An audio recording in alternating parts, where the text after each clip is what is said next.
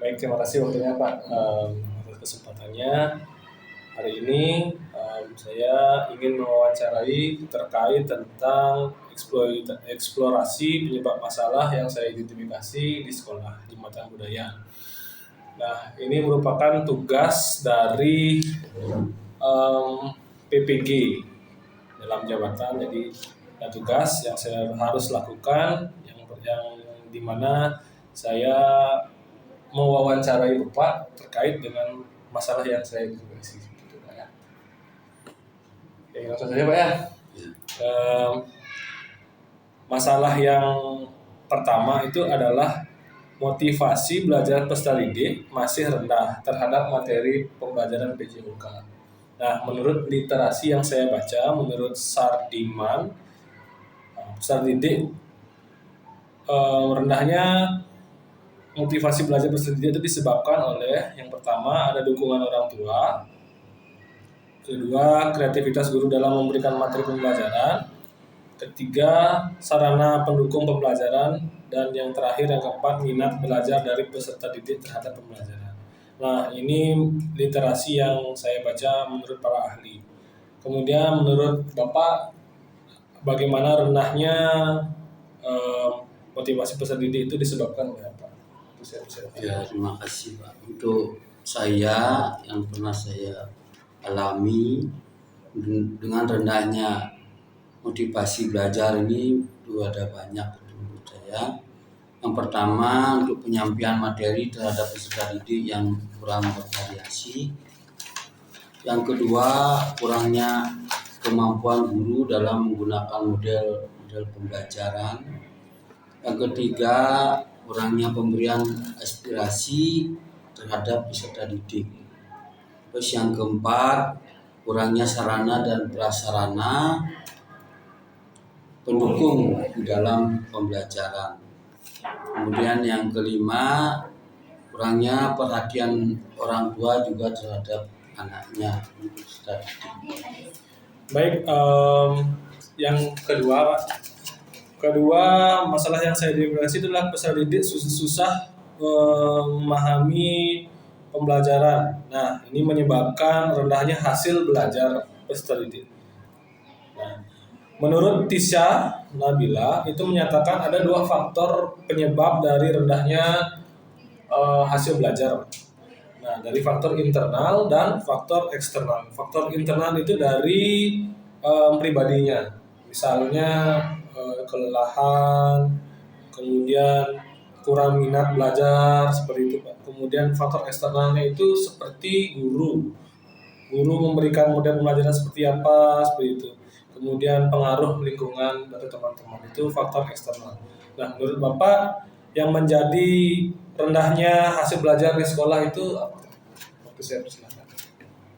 Terima kasih. Untuk rendahnya hasil belajar yang pernah saya alami yang terjadi sekarang ini itu juga banyak tuh. Yang pertama, misalnya pola pikir peserta didik itu masih menganggap pembelajaran PJOK atau pendidikan jasmani itu adalah bermain dan olahraga. Yang kedua, para peserta didik ini lebih senang beraktivitas olahraga dibanding mereka belajar teori atau berteori. Yang ketiga, tingkat kejenuhan siswa itu terhadap pembelajaran di kelas itu sangat tinggi, sehingga siswa lebih senang bermain apalagi adanya di lapangan. Demikian Pak ya. Baik, saya masuk ke pertanyaan selanjutnya Pak. Yang saya identifikasi selanjutnya yaitu permasalahan mengenai membangun komunikasi antar guru dengan orang tua. Nah, menurut Slamet, motivasi hasil belajar peserta didik itu dipengaruhi oleh lingkungan. Nah, lingkungan itu ada tiga: lingkungan keluarga, lingkungan sekolah, dan lingkungan masyarakat. Ini yang menyebabkan komunikasi antar guru dan orang tua itu cenderung miss kadang-kadang seperti itu. Nah, menurut pendapat Bapak, apa yang menyebabkan rendahnya komunikasi antara guru dengan orang tua. Itu saya bisa. Ya, terima kasih untuk komunikasi ini antara pengajar dan orang tua itu banyak. Misalnya ada waktu untuk anak, sediakan waktu untuk anak untuk mereka dapat aktivitas, waktunya jangan diblok. Untuk yang kedua, perhatian pada orang tua ini sangat penting Pak, ini perhatiannya.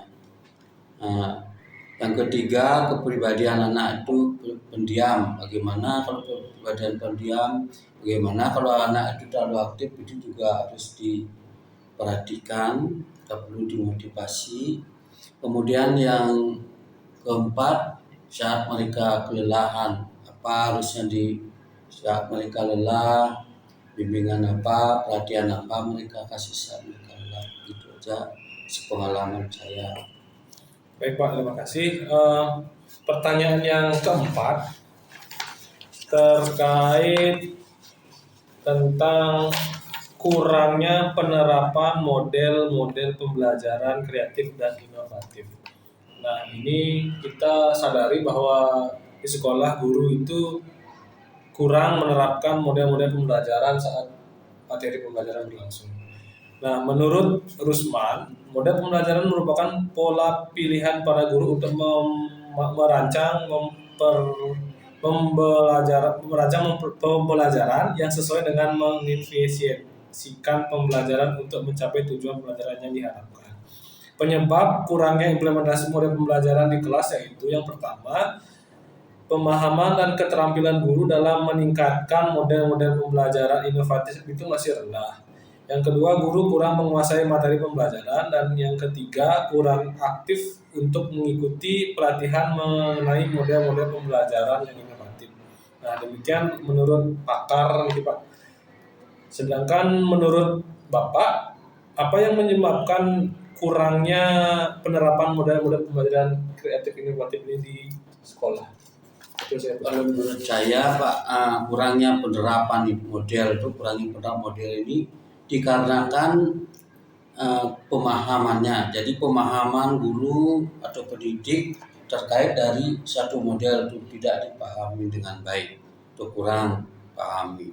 Yang kedua itu kurangnya referensi.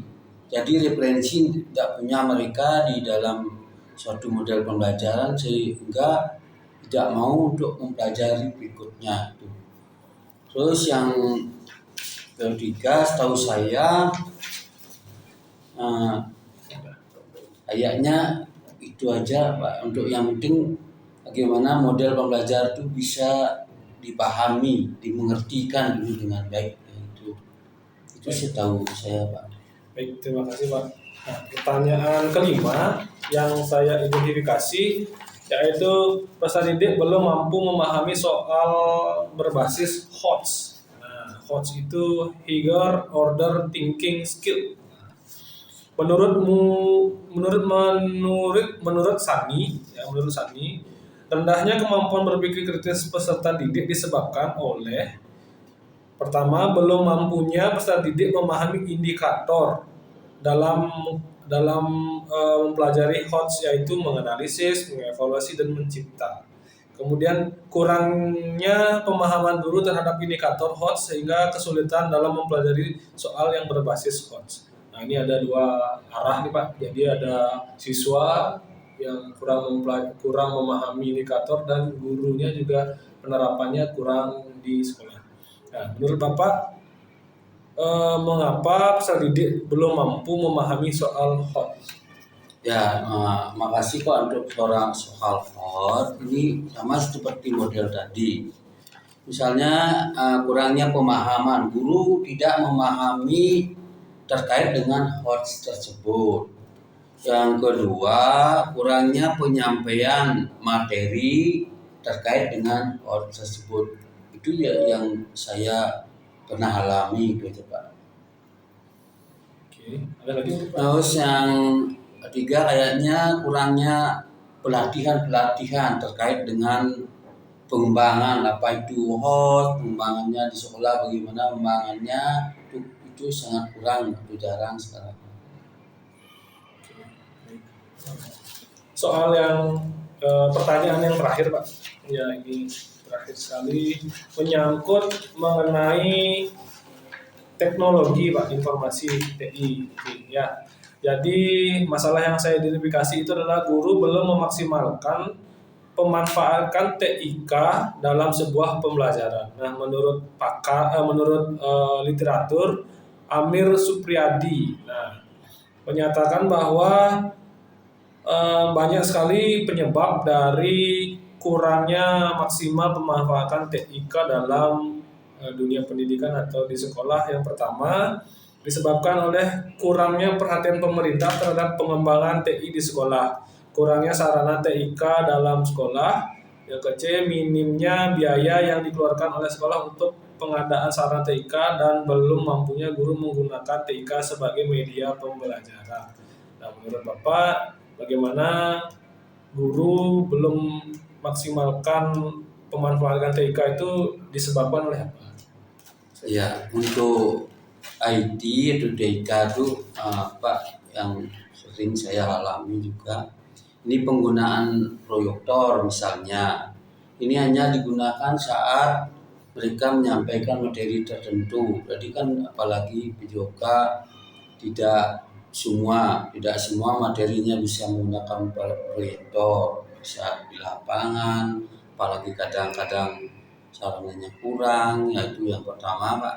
Yang kedua, belum adanya inovasi untuk pembuatan media pembelajaran seperti penggunaan TK tadi. Terus yang ketiga itu masih menggunakan buku-buku LKS dalam pembelajaran, itu masih berpedoman pada LKS tertentu. Itu aja yang sering saya alami. Terima kasih Pak, karena saya hanya 6 ini diidentifikasi masalahnya. Terima kasih atas waktunya. Semoga nanti saya akan memberikan yang terbaik buat sekolahnya. Terima kasih. Terima kasih. Selamat. Semoga bisa